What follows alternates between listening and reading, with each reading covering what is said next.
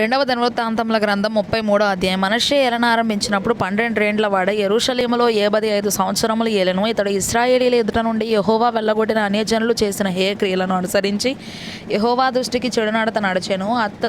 ఇతడు తన తండ్రి అయిన హిజ్కియా పడగొట్టిన ఉన్నత స్థలములను తిరిగి కట్టించి బయలుదేవతకు బలిపీఠములను నిలిపి దేవతాస్తంభములను చేయించి ఆకాశ నక్షత్రములన్నిటినీ పూజించి కొలిచెను.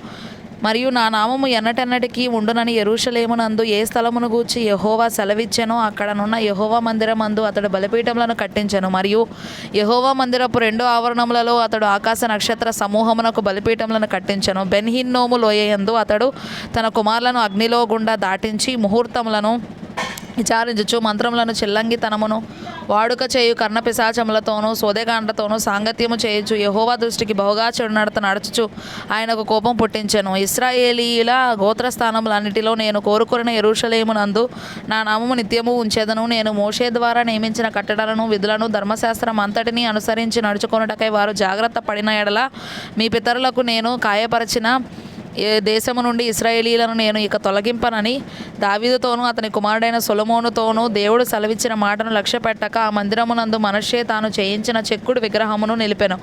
ఈ ప్రకారం మనష్షే యూదావారిని యెరూషలేము కాపురస్తులను మోసపుచ్చిన వాడై ఇశ్రాయేలీయుల ఎదుట ఉండకుండా యెహోవా నశింపజేసిన అన్యజనుల కంటెను వారు మరింత అక్రమముగా ప్రవర్తించినట్లు చేయుటకు కారకుడాయెను.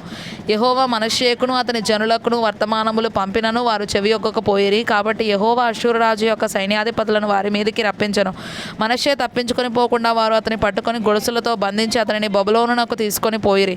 అతడు శ్రమలో ఉన్నప్పుడు తన దేవుడైన యెహోవాను బతిమాలుకొని తన పితరుల దేవుని సన్నిధిని తన్ను తాను బహుగా తగ్గించుకొని ఆయనకు మొరలిడగా ఆయన అతని విన్నపములను ఆలకించి యెరూషలేమునకు అతని రాజ్యములోనికి అతని తిరిగి తీసుకొని వచ్చినప్పుడు యెహోవా దేవుడై ఉన్నాడని మనష్షే తెలుసుకొనెను. ఇది అయిన తరువాత అతడు దావీదు పట్టణము బయట గీహోనుకు పడమరగా లోయయందు మత్స్యపు గుమ్మము వరకు ఓపెలు చుట్టూను బహు ఎత్తుగల గోడను కట్టించెను. మరియు యూదా దేశంలోని బలమైన పట్టణములన్నిటిలోనూ సేనాధిపతులను ఉంచెను.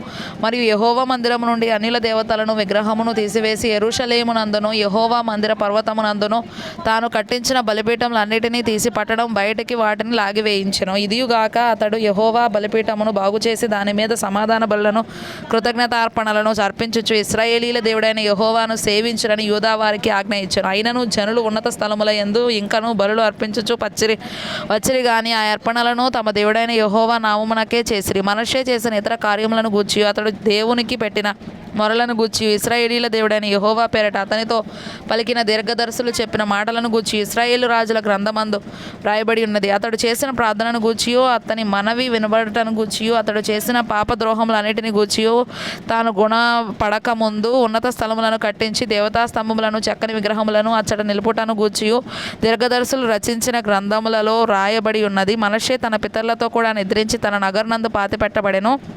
అతని కుమారుడైన ఆమోను అతనికి మారుగా రాజాయను. ఆమోను ఏలనారంభించినప్పుడు 22 ఏండ్ల వాడై యెరూషలేములో 2 సంవత్సరములు ఏలిను. అతడు తన తండ్రి అయిన మనష్షే నడిచినట్లు యెహోవా దృష్టికి చెడునడత నడిచెను.